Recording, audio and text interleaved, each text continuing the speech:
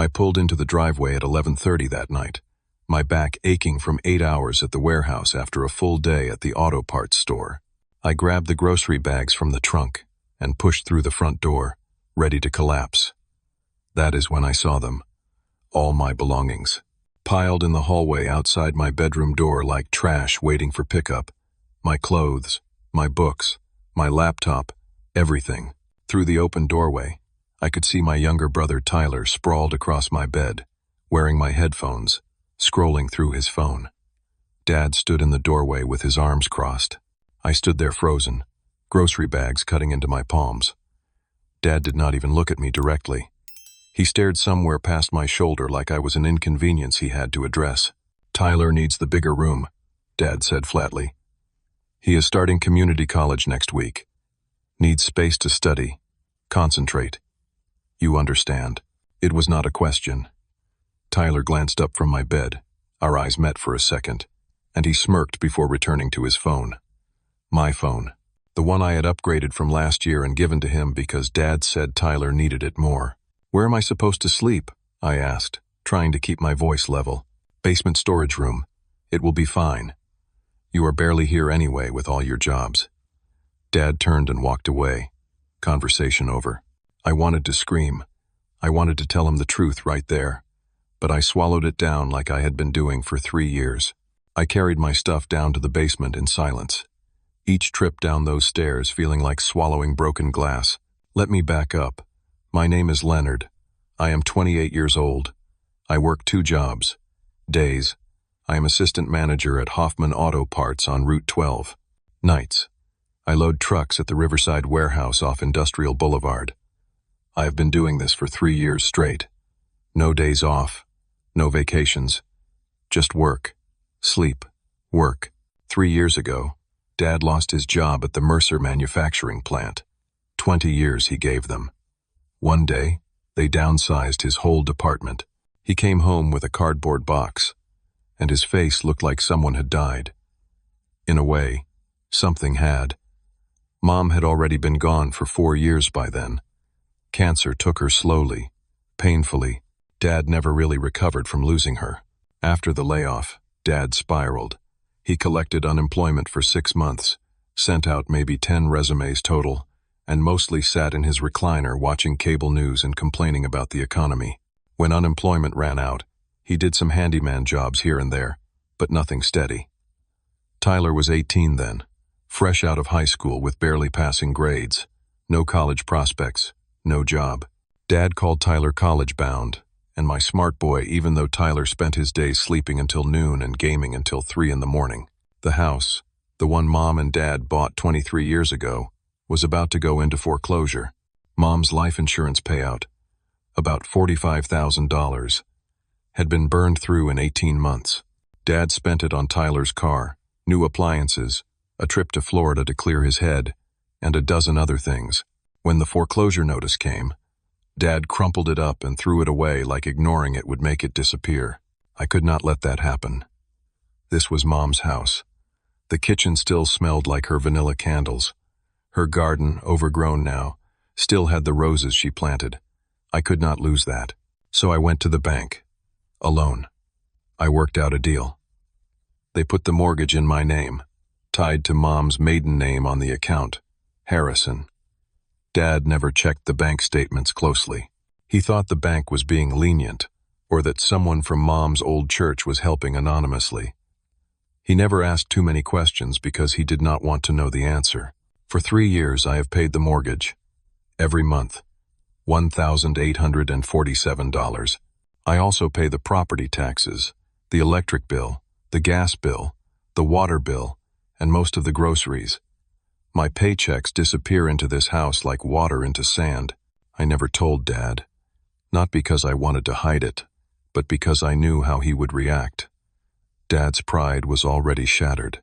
Knowing his son was keeping the roof over his head would destroy what little he had left. And honestly, I was afraid he would take advantage of it, demand more, treat me even worse. See, Dad has this thing he does. He divides us into categories. Tyler is the golden child, the smart one, The one with potential. The one going places. I am the worker. The steady one. The one who is just like your mother, which he says like it is an insult. Mom worked 2 jobs for years to help make ends meet. Dad always resented that. Said it made him look bad. Now I was doing the same thing, and he resented me for it too. Tyler got new clothes every season. I wore the same 5 work shirts, rotating them through the wash. Tyler got a car for his 18th birthday, a used Honda Civic that cost $6,000. I paid for it secretly, told Dad I found a great deal through work. Tyler never thanked me. Dad beamed with pride at what a good father he was. I drove a 15-year-old Buick sedan with a crack in the windshield and a passenger door that did not open from the outside. Tyler never held a job. Not once. Dad said Tyler needed to focus on finding his path and exploring his options. At 21, Tyler's path seemed to involve sleeping until 2 in the afternoon, playing video games, and occasionally talking about taking classes at the community college without ever actually enrolling. I tried to be okay with it. I told myself it was temporary, that eventually Dad would appreciate me, that Tyler would grow up, that things would balance out. Instead, I got evicted from my own bedroom. I hauled the last box down to the basement storage room. 8 feet by 10 feet. No windows. Concrete walls that sweated moisture. A single bare bulb hanging from the ceiling. Cold. Damp. Smelled like mildew and old paint. There was an ancient futon someone had left behind, stained and lumpy. This was home now. I sat on the concrete floor and pulled out my phone, checked my bank account. Mortgage payment due in 5 days. After that payment, I would have $37 left for the entire month. For gas, for food, for everything. My car needed new brake pads desperately. The grinding sound when I stopped was getting worse. That would cost at least $250 I did not have. I put my head in my hands. The exhaustion was not just physical anymore. It was bone deep, soul deep. I could not keep this secret much longer, but revealing it would detonate the family. What was left of it? My phone buzzed. A notification. Tyler had posted on Instagram a photo of my former bedroom, wide angle to show off the space. His feet kicked up on my desk. The caption read, "Upgraded to the master suite. Thanks for giving up your room, loser brother." He had tagged me. 17 people had already liked it. I stared at that post for a long time. Something inside me cracked. The alarm on my phone went off at 5:30 the next morning. I woke up on the futon with my back screaming in pain. The basement was freezing. I could see my breath. I had slept in my clothes because I did not have enough blankets. Upstairs, I heard the shower running. Tyler was up early for once. I waited, shivering, until I heard the bathroom door open, grabbed my towel and headed up. The bathroom was thick with steam and smelled like the expensive body wash Tyler used. My body wash, actually, the one I had bought and left in the shower. Now half empty. I showered fast in lukewarm water because Tyler had used all the hot. Got dressed in my work clothes, the dark blue polo with Hoffman Auto Parts embroidered on the chest, headed to the kitchen. Dad and Tyler were already at the table, eating breakfast. Eggs, bacon, toast, food I had bought 2 days ago. Dad was reading something on his tablet. Tyler was on his phone, shoveling eggs into his mouth. I poured myself coffee, stood by the counter. There were only 2 plates out. "Leonard," Dad said without looking up, "Tyler needs a new laptop for his classes, the kind that can handle his coursework. We are looking at about $1,200. You are doing okay with your jobs. You can chip in half." I almost choked on my coffee. $600. He said it like he was asking me to contribute $5 for pizza. "I cannot afford that right now," I said carefully. Dad's head snapped up. His face flushed red. "You live here for free. You eat our food. You use our electricity. You owe this family. Our food. Our electricity." I wanted to laugh. Instead, I felt something hot and sharp rise in my throat. "I am barely making ends meet," I said. Maybe Tyler could get a job and save up for it himself. Tyler dropped his fork dramatically. I guess nobody cares about my education. I guess I should just forget college and work at some dead-end job like you. Like me. Dead-end job. I bit the inside of my cheek hard enough to taste blood. Dad stood up, his chair scraping loudly. That is your brother. You should want to help him succeed. I will not have you dragging him down because you are jealous. I am not jealous, I said quietly. I just cannot afford $600. Then figure it out, Dad snapped. You will see what you can do. He walked out. Tyler gave me a satisfied smile and went back to his eggs. I left for work without eating, at Hoffman Auto Parts. The morning rush kept me busy. Customers needing wiper blades, air filters, oil, batteries. I ran the register, helped people find parts, gave advice on basic repairs. My boss, Mr. Patterson, was a decent guy. 50s graying hair, owned the store for 20 years. He treated his employees fairly, paid me $14 an hour, gave me 40 hours a week. It was not much, but it was steady. Around 11, he called me into his small back office. My stomach dropped. That was never a good sign. Leonard, sit down, he said. He looked uncomfortable. Saturday, sales have been slow, he began. Online retailers are killing us. I have to make some cuts. Starting next week, I am reducing your hours to 25 per week. I am sorry. You are a good worker. But I have no choice. 25 hours. That was 15 hours gone. At $14 an hour, that was $210 less per week. Over $800 a month. Gone. Is there any way I can pick up extra shifts? I asked. My voice sounded far away. Any overtime? There is no overtime to give, Mr. Patterson said. I am cutting everyone back. If things pick up, I will restore your hours. But right now, this is what I have. I nodded. Thanked him. Walked back to the floor in a daze. During my lunch break, I sat in my car in the parking lot and did the math. After taxes, I brought home about $2,200 a month from the auto parts store. The warehouse job added another $1,300. Total, $3,500 a month, give or take. Mortgage, $1,847. Utilities averaged $240. Groceries for 3 people, $350.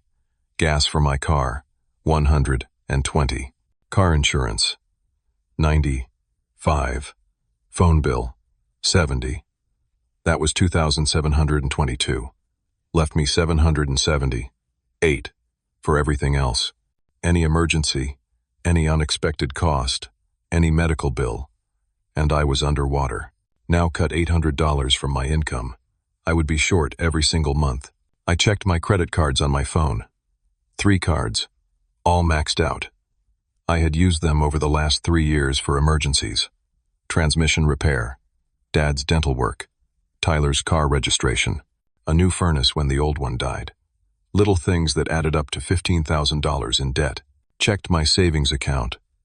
$412. That was it. That was my safety net. I put my head on the steering wheel. Tried to breathe.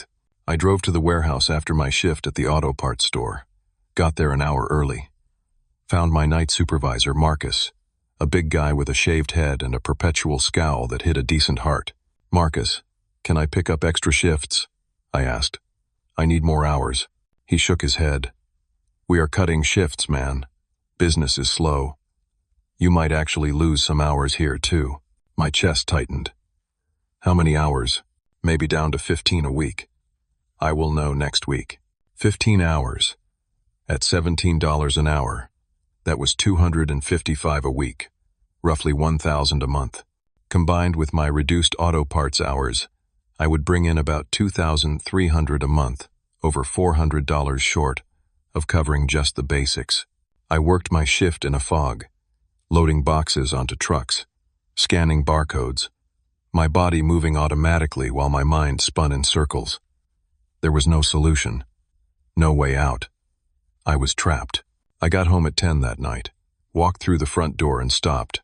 Tyler's friends were over, 6 of them, loud music thumping through the house, pizza boxes on the coffee table, half-eaten crusts, greasy napkins, soda cans everywhere. None of this food was here when I left for work. Tyler saw me and called out over the music, "Hey Leonard, did you get the money from my laptop yet?" His friends looked over. Strangers in my house, eating food I did not buy, making a mess I would have to clean. "No," I said. "Dude, you are so cheap," Tyler laughed. His friends joined in. One of them, a kid with a backwards cap, said something about me living in the basement.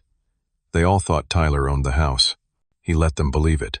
I walked past them, down the basement stairs, shut the door, lay on the futon, and stared at the ceiling. An hour later, after everyone left, I went back upstairs to check the mail. 2 envelopes, one from Premier Home Mortgage, one from Allegheny Power. I opened the mortgage letter first. Notice of escrow shortage. Property taxes had increased. New mortgage payment starting next month, $1,987. $140 more per month. I opened the electric bill. $387. Usually it was around $150. I looked at the usage graph. Massive spike this month. Tyler's gaming computer, his television, his space heater running constantly in my old room. I did the math again. New mortgage, $1,980. 7. Utilities with high electric, $400. Everything else, $800. Total, $3,187. My reduced income, $2,300. Short, $887. Every single month. I had 4 days before the mortgage payment was due. I sat in my car in the driveway, engine off, heat fading. Stared at the dark house. Saw Tyler's light on in my old room. Saw the glow of his television. Then I noticed something by the front door. Tyler's new sneakers. Jordan Retros. The ones that cost $220. Dad bought them for him last week. Said Tyler deserved them for enrolling in college classes, which Tyler still had not actually done. $220 for shoes, but no money to keep the house out of foreclosure. I sat there until I could not feel my fingers from the cold. Then I went inside and down to the basement, lay on the futon, stared at the sweating concrete walls. I had to tell them. There was no other choice. I would tell Dad tomorrow. Show him everything. Make him understand. Maybe once he knew I had been paying for everything, he would treat me differently. Maybe he would appreciate me. Maybe things would change. I fell asleep believing that. 3 days later, I finally worked up the courage. I asked Dad and Tyler to sit down in the living room after dinner. Dinner I had cooked. Spaghetti with jarred sauce and frozen meatballs, because it was cheap and filling.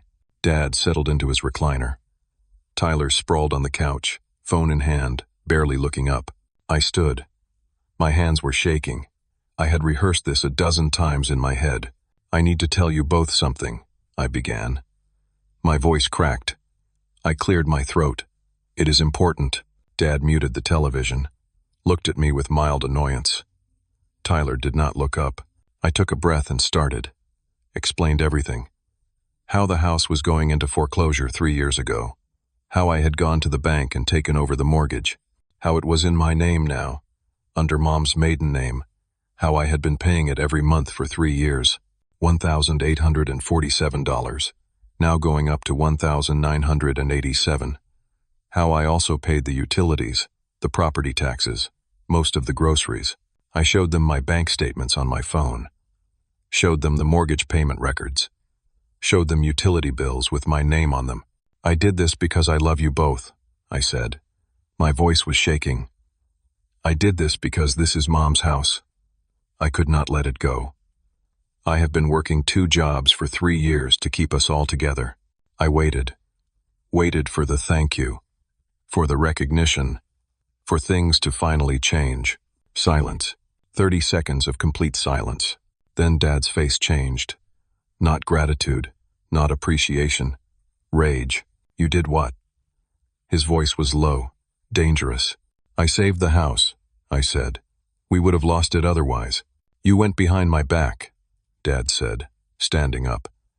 You made me look like a fool, like I could not provide for my own family. You let me think I was taking care of things when all along you were sneaking around, making deals, treating me like a child. That's not what I started. You did this to have power over us. Dad cut me off. To hold it over our heads. To control us. Tyler finally looked up. That's really messed up, Leonard. That's manipulative. I stared at him. At both of them. This was not how this was supposed to go. I did it to help, I said. To save our home. Our home? Dad stepped closer. If you have been paying for everything, then you think you own this place. Is that it? You think you are the man of the house now? The hurt turned to anger in my chest. My name is on the mortgage. So legally, yes. Wrong thing to say. I knew it the second the words left my mouth. Dad's face went purple.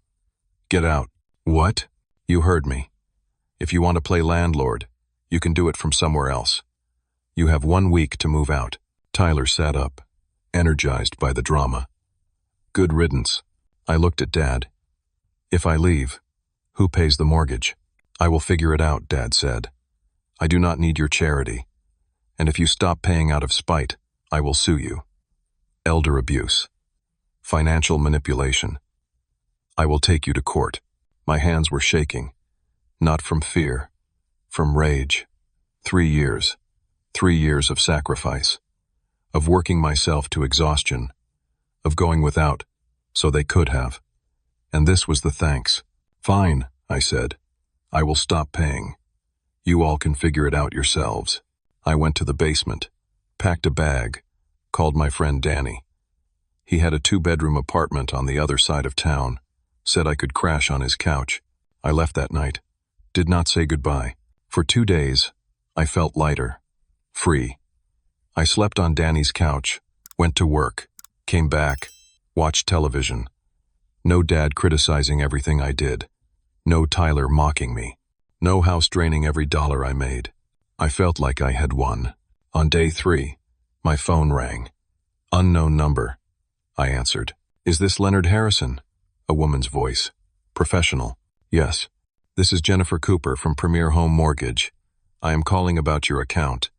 Your payment was declined due to a stop payment order. Can you confirm this was intentional? I had stopped the automatic payment. Yes, it was intentional. I see. Mr. Harrison, I need to make you aware of something. While your name is on the mortgage, the property deed is still in your father's name, Richard Caldwell. If the property goes into foreclosure, you will be held liable for the debt. Your credit will be destroyed. It will affect your ability to rent, to get loans, to maintain employment in certain fields. The foreclosure will follow you for 7 years. My stomach dropped. What about my father? His name is on the deed. Your father can declare bankruptcy and discharge the debt. As the deed holder, he has options. But you, as the mortgage holder, are fully liable. Do you understand? I understood. I understood that I had trapped myself. Can I remove my name from the mortgage? I asked. Not without your father's cooperation and a refinance, which given the current delinquency would be very difficult. Mr. Harrison, you have 15 days before we begin foreclosure proceedings. I strongly suggest you resume payments. She hung up. I sat on Danny's couch, phone in my hand. I had tried to escape, and only made things worse. If I did not pay, my life was ruined. If I did pay, I was a slave to a house where I was not even welcome. I called Dad. It went to voicemail. I called again. Same. I texted Tyler. Need to talk to Dad. It is important.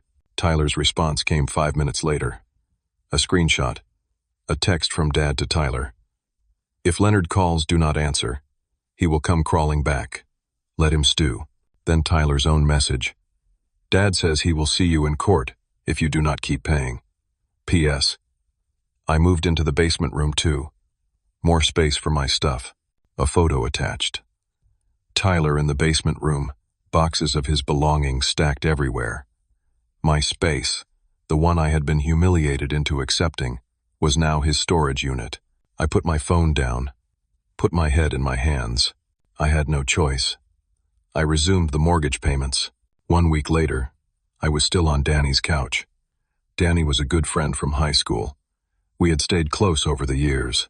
He worked as an electrician, made decent money, did not ask too many questions about why I suddenly needed a place to stay. I paid him $300 a month. It was fair. More than fair, really. But now I was paying the mortgage to protect my credit, paying Danny rent, buying my own food, and paying for gas to drive to both jobs. My reduced hours meant I was bringing in about $2,300 a month. Mortgage, $1,980. 7. Danny's rent, $300. Gas and food, $300. Phone, $70. Car insurance, $90. 5. Total, $2,750. 2. I was $452 in the red every month. I opened a new credit card. 0% interest for 12 months. Used it to fill the gaps. Told myself I would figure something out before the 12 months ended. Told myself this was temporary. I was barely eating. Lost 15 pounds in 3 weeks. Looked hollow. Danny noticed. He kept offering me food, leftovers, anything. I took it gratefully. My phone rang while I was at the warehouse on a Tuesday night. Dad. I almost did not answer. But I did. Leonard. His voice was cold. Businesslike. What? Tyler's car needs new tires. All 4. Shop quoted $600. You will pay for it. I almost laughed. No, the water heater is making noises. Might need replacing. That is $1,200. You will handle that too. I am not paying for any of that. Oh, and property taxes are due. I found the bill. $2,340, due in 30 days. You have always paid those, right? So you will pay them now. He knew. He knew I had been paying everything, and now he was weaponizing it. You kicked me out, I said. I do not owe you anything. You are on the mortgage. The house is your responsibility too. Or stop paying and destroy your credit. Your choice. He hung up. I stood in the warehouse, phone in my hand, surrounded by boxes and forklifts and noise. I wanted to scream. At my day job, things got worse. I was exhausted all the time, not sleeping well on Danny's couch, stress eating away at me. I made mistakes, gave a customer the wrong air filter, had to redo the transaction, apologize, comp him a discount, did not tighten an oil cap properly when helping in the shop. Oil spilled everywhere, cost the store money and time. Mr. Patterson called me into his office again.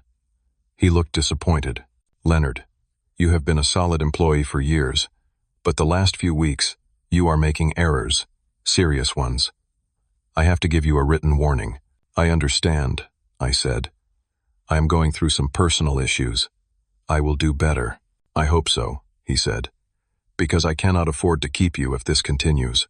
I nodded, left his office, felt the walls closing in. At the warehouse, I nearly crashed the forklift. I was so tired I nodded off for just a second. Just 1 second. But it was enough.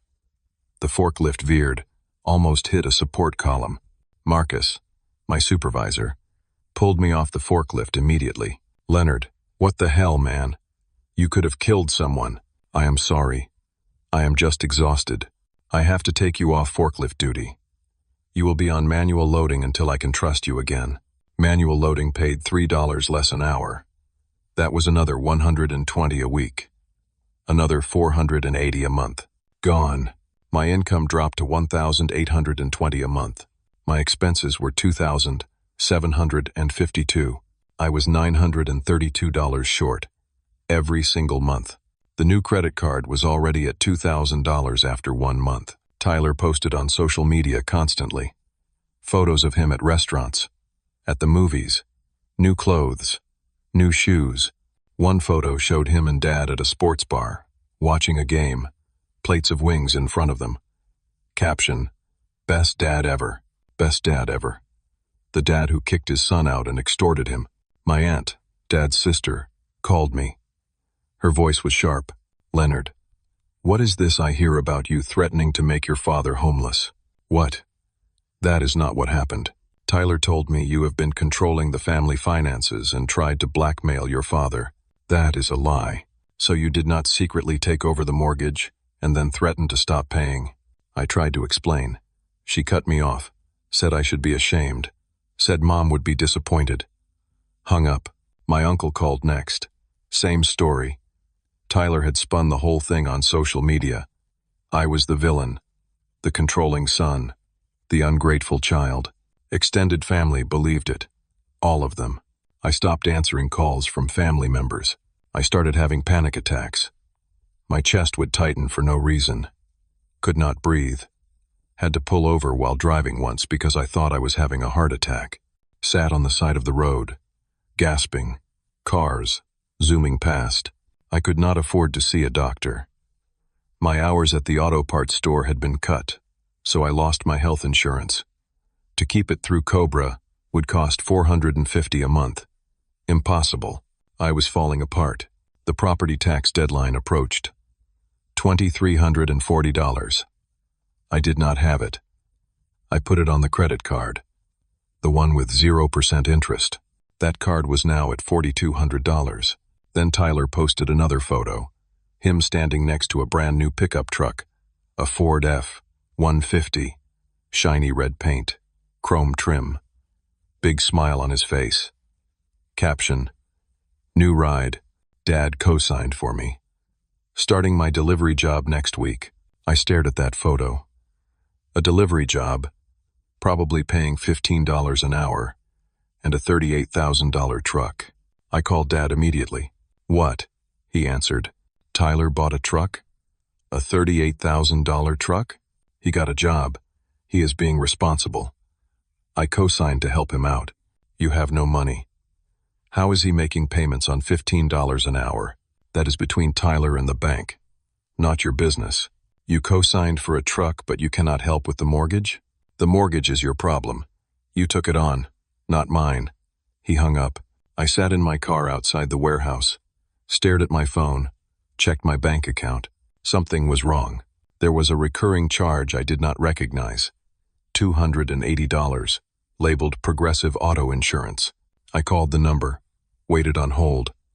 Finally got a representative. This is about a policy for Tyler Caldwell. You are listed as the policyholder, Leonard Harrison. I never set up that policy. According to our records, the policy was initiated 4 weeks ago. Online application. Your name, your email, your credit card. I did not do that. I see. We will need to investigate potential fraud. But the policy is active and payments are due. If you want to cancel, there is a 6-month minimum contract. Early termination fee is $800. I hung up. Feldnum. Dad had somehow gotten my information, probably from old documents in the house, set up the insurance in my name, forged my signature, or used my email, used my credit card. This was fraud. Identity theft. But if I reported it, I was reporting my own father, pressing charges against him. And then I realized something else. Tyler's truck.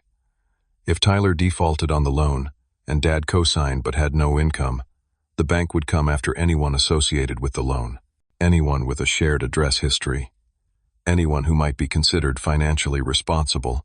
Me. I was on the mortgage. That address tied me to them. Collections could come after me if Tyler could not pay, and Dad declared bankruptcy.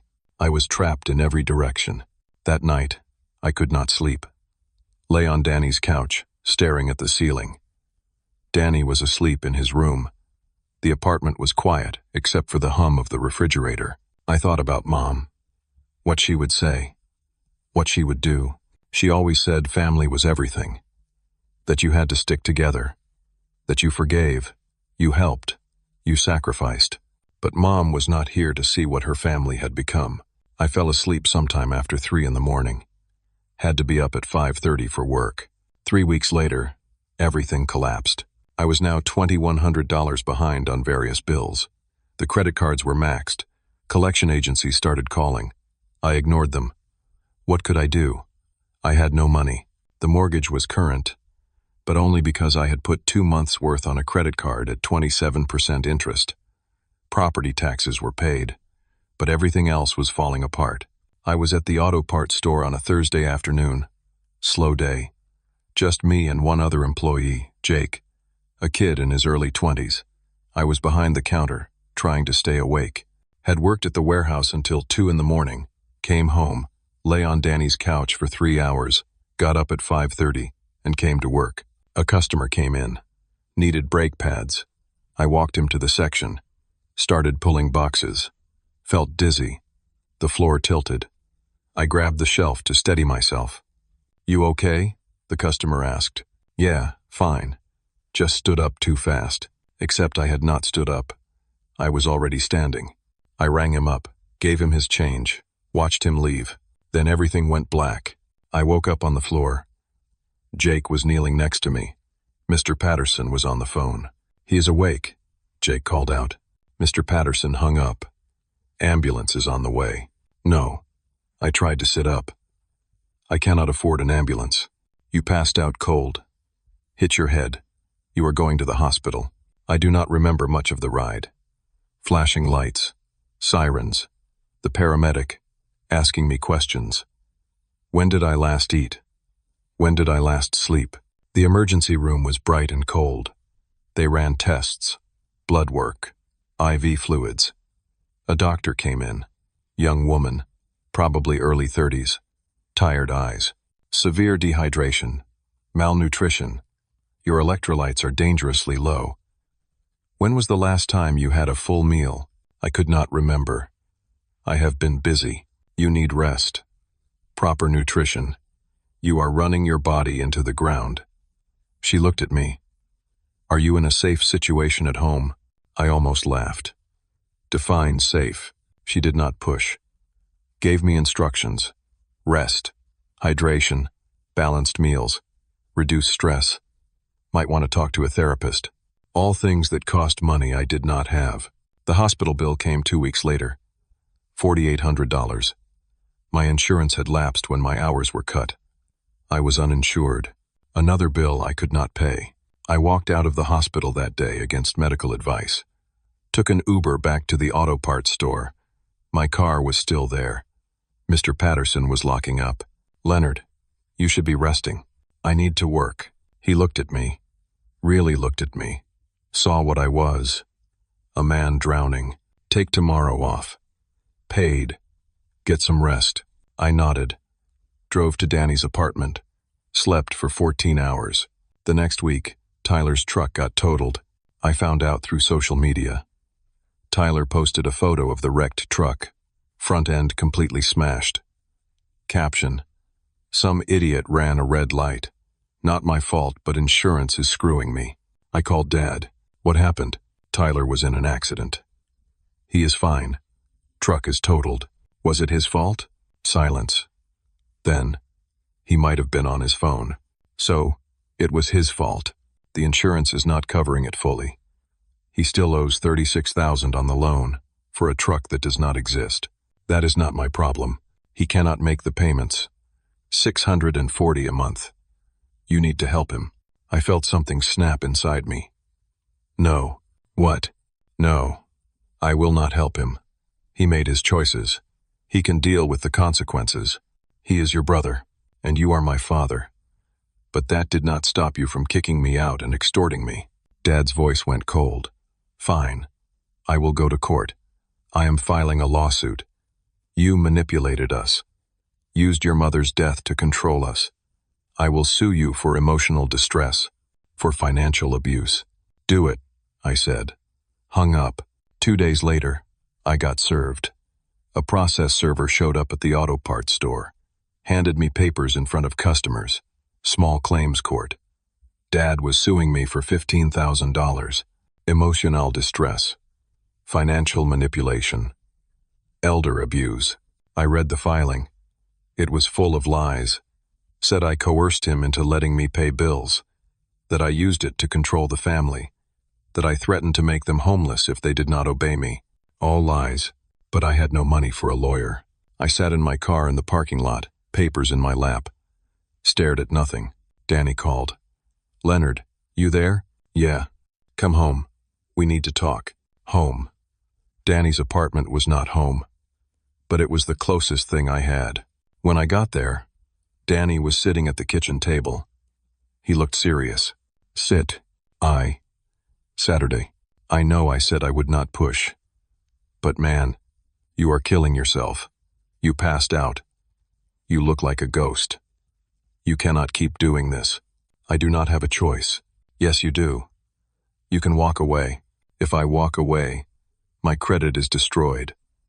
I cannot rent an apartment, cannot get loans, cannot get certain jobs. I am trapped. Danny leaned forward. I am going to lend you $5,000. You are going to hire a lawyer. You are going to fight back, and you are going to end this. I cannot take your money. Yes, you can. You are my best friend. I am not watching you die over this. He pushed an envelope across the table. Take it. I stared at the envelope, opened it.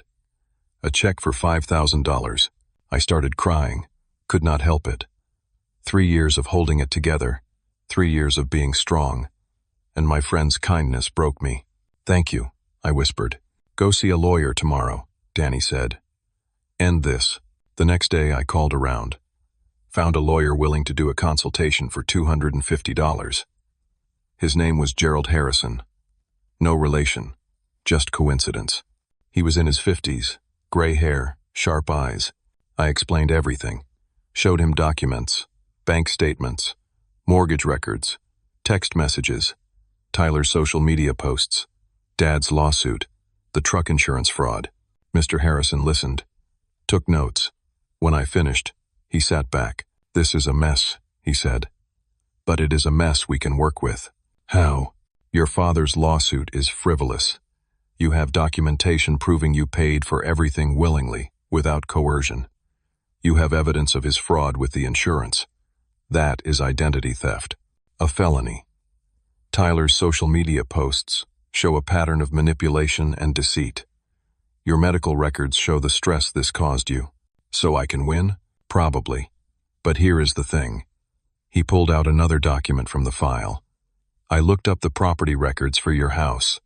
There is a lien on it, from your mother's medical debt, $87,000. It was never resolved. My heart sank. What does that mean? It means if the house goes into foreclosure, that lien gets paid first. Then, the mortgage.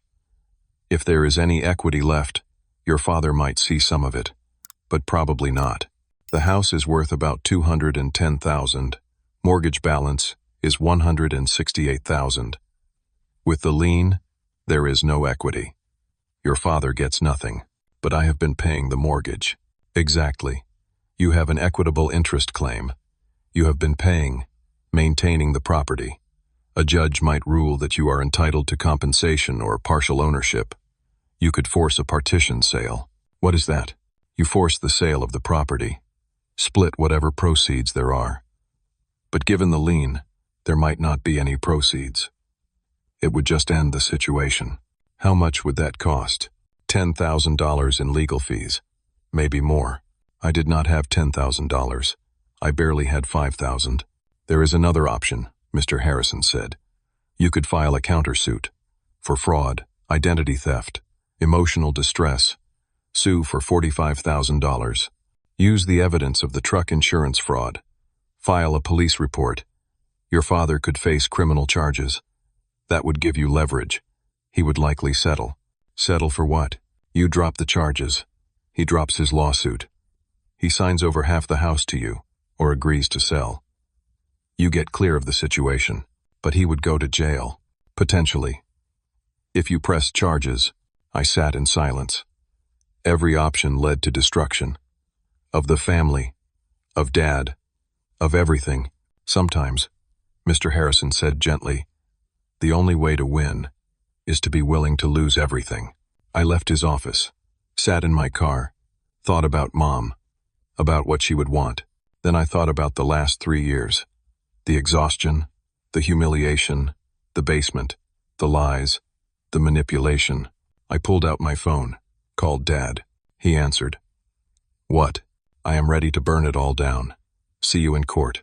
I hung up. For the first time in months, I felt clear. Then my phone rang again. Mr. Patterson. Leonard. I heard you are having some trouble. Legal stuff with your family. Yeah. I also heard you are honest. Hardworking. My buddy owns a dealership. Morrison Ford. They need a finance coordinator. Pays $52,000 a year. Benefits. Good hours. I recommended you. They want to interview you tomorrow. I could not speak. Leonard? Thank you, I managed. You are a good kid. You deserve a break. I hung up, stared at my phone. Maybe, just maybe, there was a way out. I got the job at Morrison Ford. The interview went well. They needed someone who understood financing, could work with customers, had integrity. Mr. Patterson's recommendation carried weight. They offered me the position on the spot. $52,000 a year. Salary, not hourly. Health insurance, dental, vision, paid time off. Normal hours, 8 to 5, Monday through Friday. No more night shifts. No more working until I collapsed. I started the following Monday. For the first time in 3 years, I could breathe. I used my first paycheck to pay Danny back a portion of what he lent me. He tried to refuse. I insisted. We settled on me paying him back slowly, no interest, no rush. I found a small studio apartment. $450 a month. Tiny, but mine. Clean, quiet. I moved out of Danny's place with gratitude and a six-pack of his favorite beer. With my new income and health insurance, I went to the doctor, got a full physical, started eating properly, started sleeping, started therapy. The therapist, Dr.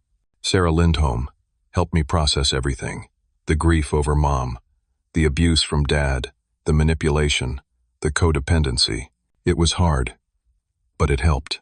Meanwhile, I hired Mr. Harrison with Danny's loan and my new income.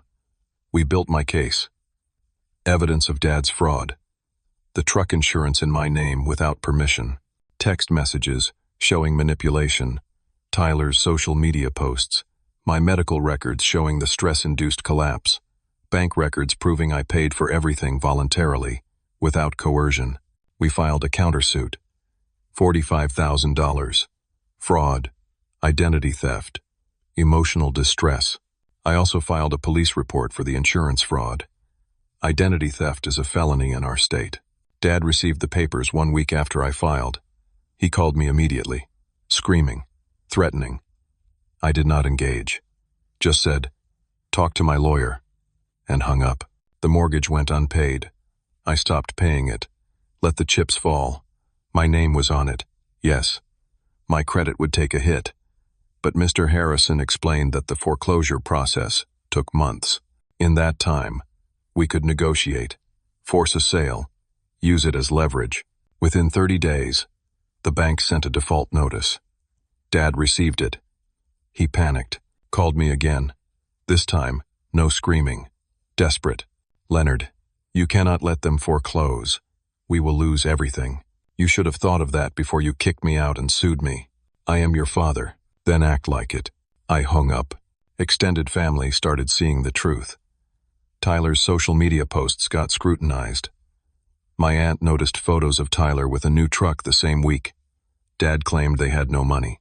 My uncle saw posts of Dad and Tyler at restaurants, at sporting events. They started asking questions. Dad's narrative fell apart under scrutiny. My aunt called me, apologized, said she should have listened. My uncle did the same, offered to help if I needed it. I appreciated it. But I kept some distance. Trust is hard to rebuild. 2 days before the court date, Dad showed up at my apartment. I saw him through the peephole. He looked smaller somehow, older, defeated. I opened the door. Did not invite him in. Just stood in the doorway. "What do you want?" "To talk. Please." I crossed my arms. "Talk. I made mistakes. I was angry, hurt. I felt like a failure after losing my job. Your mother's death. It broke something in me. I took it out on you. That was wrong." I said nothing. "Please drop the lawsuit. Drop the charges. I will make it right." "How?" "I do not know. But please, I am still your father. You keep saying that, like it means something. like it erases what you did. His eyes filled with tears. I am sorry. I was wrong. Please. I looked at him, saw a broken man, a man who let his pride destroy his family, who chose one son over the other, who manipulated and lied and stole. But I also saw my father, the man who used to toss a baseball with me in the backyard, who taught me to change a tire, who cried at Mom's funeral and held my hand. I will think about it, I said, closed the door. The next day, Mr. Harrison called. Their public defender wants to talk settlement. Can you come to my office? I went, sat across from Mr. Harrison. He laid out the offer. Dad would drop his lawsuit completely, would sign a quitclaim deed, transferring 50% ownership of the house to me, would pay me $500 a month for 3 years as restitution, $18,000 total, would publicly acknowledge his wrongs to the extended family, apologize. In exchange, I would drop the countersuit, not press criminal charges for the identity theft. What do you think? Mr. Harrison asked. Can I win in court? Probably. You have strong evidence. But trials are unpredictable, and your father could go to jail. Tyler might face charges too. Is that what you want? I thought about it. Thought about Tyler, 21 years old, stupid, manipulated by Dad, but still my brother. Thought about Dad, broken, prideful, wrong, but still my father. Thought about Mom, what she would want. I will take the settlement, I said. We went to court the next day.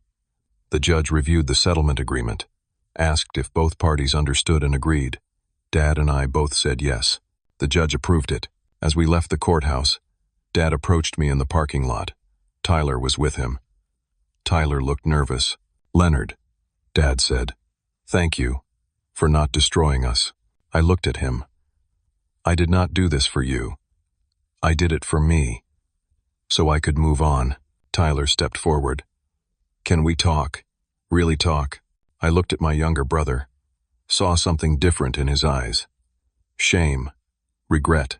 Call me next week, I said. Maybe we can get coffee. Tyler nodded. I walked to my car, drove away, did not look back. 3 months later, things settled into a new normal. I was thriving at the dealership. Got promoted to senior finance coordinator. $58,000 a year now. Saved up $3,000 in an emergency fund. Credit score slowly climbing back up. Apartment was still small, but I made it mine. Bought a couch, a real bed, some kitchen stuff. Therapy was helping. Dr. Lindholm helped me process the trauma, set boundaries, learn to prioritize myself, without guilt. Tyler and I met for lunch once a month. It was awkward at first, but he apologized, really apologized. Explained how Dad had turned him against me, told him I was trying to control them, that I thought I was better than them. Tyler believed it because he was young and stupid, and it was easier than seeing Dad's faults. Tyler got a real job, logistics coordinator at a shipping company, $19 an hour, 40 hours a week. Moved into an apartment with 2 roommates, paid his own bills, was learning responsibility the hard way. We were not close, not yet, but we were rebuilding, slowly. Dad got a job at a hardware store, part-time, $14 an hour, 30 hours a week. It was not much, but it was honest work. He swallowed his pride and did it. He paid me the $500 every month, has not missed a payment. I put it into savings. We decided to sell the house. In 1 year, once the market improved, it would pay off the mortgage, the medical lien, and leave about $30,000 in profit. Split 2 ways, $15,000 each. Dad would use his half to move into a small condo. Something affordable, something he could manage. I would invest mine. Start building a real future. Selling Mom's house hurt, but it was time. The house was just a building. The memories were in me. Letting go of the house did not mean letting go of her. Extended family came around. My aunt baked me an apple pie, her way of apologizing. My uncle gave me tickets to a baseball game, told me he was proud of me, that I did the right thing. I appreciated it, but I kept my distance. Some wounds take time. Danny and I stayed close. Best friends. He was there when I needed him most. I would never forget that. One evening, I sat in my apartment, looked at a photo of Mom on my bookshelf, taken years ago, before the cancer. She was smiling, happy, alive. "I am okay now, Mom," I said out loud. "I finally put myself first, and it feels good." I thought she would be proud. Not of me fighting with Dad, but of me standing up for myself. Of me refusing to be destroyed. Of me choosing to heal instead of holding on to bitterness. I opened my laptop, checked my savings account. $3,847. Not a fortune, but it was mine. Earned honestly. Saved carefully. I closed the laptop. Made myself dinner. Grilled chicken, roasted vegetables, rice, a real meal. Sat at my small table and ate slowly. Enjoyed it. For the first time in years, I felt at peace. Not because everything was perfect, but because I knew I could handle whatever came next. I survived. I stood up. I refused to be destroyed. That was enough. That was everything. 6 months after that, life continued to improve. I got another raise at Morrison Ford. $62,000 a year. They valued me, trusted me, gave me more responsibility. I was good at my job, helped customers understand financing options, built relationships, earned respect. My emergency fund grew to $7,800. My credit score climbed back to 680. Not great, but recovering. The hospital bill got negotiated down to $2,200 through a payment plan, $50 a month, manageable. Tyler and I met more often, every 2 weeks now, sometimes for lunch, sometimes just to hang out. He was different, more mature, working hard at his logistics job, talking about going back to school eventually, paying his own way. He apologized again and again. I told him we were moving forward, not looking back. Dad and I were civil, not close. But the hostility was gone. He paid his restitution every month, worked his hardware store job, kept to himself. We talked occasionally. Surface-level stuff. Weather, sports, never deep. Maybe someday, maybe not. I was okay either way. The house sold for $218,000. After paying off the mortgage, the lien, and closing costs, there was $34,000 left, split 2 ways, $17,000 each. I put mine into a high-yield savings account and a small index fund. Started building real wealth. Dad used his to put a down payment on a small condo. 1 bedroom. Simple. He could afford it on his part-time income and Social Security. Extended family stayed in touch. Aunt's apple pies became a regular thing. Uncle invited me to more games. Cousins reached out on birthdays. It was nice, but I kept boundaries. Some relationships needed limits. Danny got engaged to his girlfriend, Sarah. Asked me to be his best man. I cried when he asked. He laughed, hugged me, said he could not imagine anyone else standing next to him. I started dating. Nothing serious yet, just putting myself out there, learning to trust again, to be vulnerable without being a doormat. Therapy helped with that. Dr. Lindholm and I talked about everything I learned, about boundaries, about self-worth, about the difference between love and obligation, about how family is important, but so am I, about how sacrifice only has value when it is respected. I learned that being a provider does not mean being a doormat, that respect is not automatically given for sacrifice. It must be demanded, earned. That family dysfunction can change, but only if people choose to change. That sometimes walking away is the strongest thing you can do. That fighting back does not always mean destruction. Sometimes it means drawing a line and holding it. I learned that you cannot set yourself on fire to keep others warm. That standing up for yourself might hurt, might cost you, might make you the villain in someone else's story. But your peace and dignity are worth more than anyone's approval. I learned that family is important, but I matter too.